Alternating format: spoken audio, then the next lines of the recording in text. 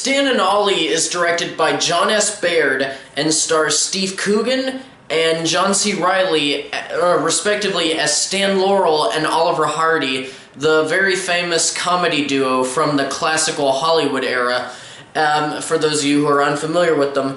And the focus of the film is on their later years. You know, they're at the end of their careers. The entire world pretty much thinks that they're retired. Actually, there's a lot of repeat lines throughout the film where people are just like, "What? I thought Laurel and Hardy were retired." And, you know, they haven't worked together in years, but they want to make one last film together. And to do that, they need financing. So one of the things that they're doing to finance the film is they decide to go on this really long tour through the United Kingdom and Ireland in order to at least get part of the financing.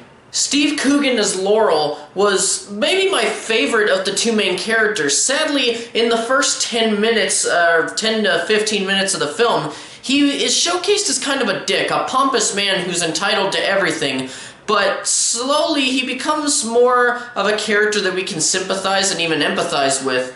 And as we get more from him, the performance itself becomes just better. And Laurel's wife, Ida, who's played by Nina Arianda, I think that's her name, but she was by far one of the other highlights as well. She would just say the most random shit and just she bluntly told people where they stood with her, you know, and it would mostly be a bunch of one-liners that somehow worked out very well. Somebody would try to escort her, and if she didn't like them, she would just simply say with this really thick Russian accent, "Don't touch me." And she really helped with making me enjoy Laurel even more. Their chemistry together was just magnetic, and you could see the mutual admiration and respect that their marriage entailed. John C. Reilly does a good job as Hardy, he really does, but they hardly utilize his true potential, and this is a man who's been nominated for an Oscar before. I think he was nominated for the movie Chicago, and also for a film centered on Laurel and Hardy, it definitely focuses way more on Laurel than Hardy. And yes, since this focuses on a comedy duo, there are a few laughs here and there, but sadly the majority of the jokes just didn't land. But as the film goes on, the lines do start to slowly land, starting with this communist joke that I really liked, really enjoyed. And it's the type of joke that my wife says I would make, and honestly, she's not wrong. The very first shot of the film just gave me something interesting that caused me to look forward to a bit more of the rest of the film. The first shot lasts about maybe 5-6 minutes, give or take, and it's just this long, wide-angle tracking shot that follows our two leads as they walk through the backstage area of one of the studios that they're working in. And, you know, they're passing by dancers, Roman soldiers, cowboys. I almost said Roman cowboys.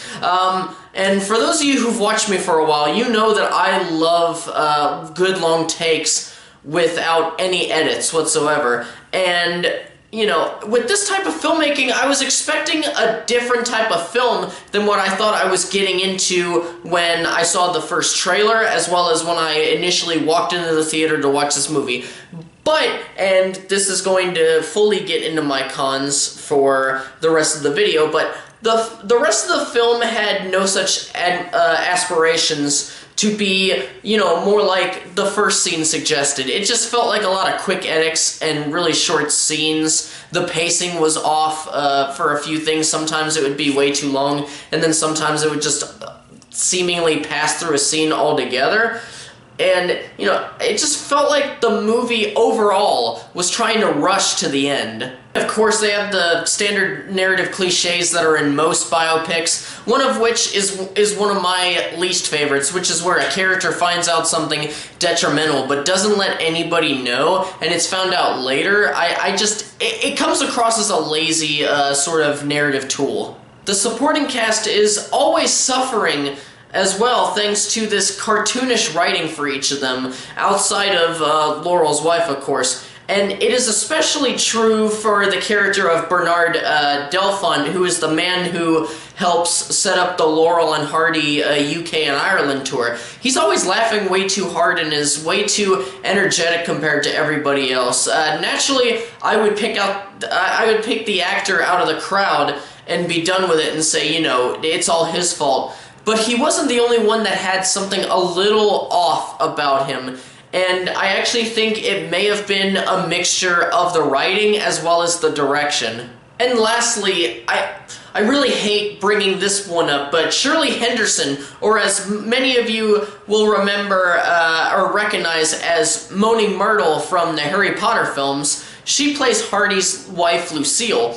Now, she wasn't a cartoonish character, mind you, as, you know, they didn't give her enough focus either to make her cartoonish, just like they did with her husband, not much focus there. But I put her in the cons because of her voice. Now, I'm not criticizing her for how she sounds. I'm not doing that at all. Honestly, I didn't even know that that's how she actually spoke. I just thought that it was a voice that she made for the character in Harry Potter. Always thought it was just a voice, just something that she made up. Anyways, the reason why she is counted under this category is thanks to the fact that every time she spoke, I just thought of another movie. I thought of Harry Potter, and every time she spoke, I think, oh, it's miserable, moping, moaning metal. And it would completely ruin the immersion into the film. So, I don't know, it made my time a little less interesting. In the end, I was really hoping that Laurel and Hardy, Stan and Ollie, would at least have been a middle-of-the-road film with some fair entertainment value, especially since this is about one of the most iconic comedy duos ever to grace the stage or grace film. But I just didn't get that. I'm honestly going to forget about the movie in maybe a week. But yeah, those are my thoughts on the movie. I mean, I don't necessarily regret going to see it. I was still interested since I didn't know really any history about Laurel and Hardy. I've only maybe watched one movie of theirs, and it's the one involving the piano going down the stairs. But, you know, just I am a little bit disappointed. But anyway, yeah, those are all my thoughts. Thank you guys so much for watching. If you enjoyed the video, please do not hesitate to hit that like button. And if you're new here, hit that subscribe button to keep up to date with everything that's going on the channel. Thank you once again for watching, and farewell until the next video.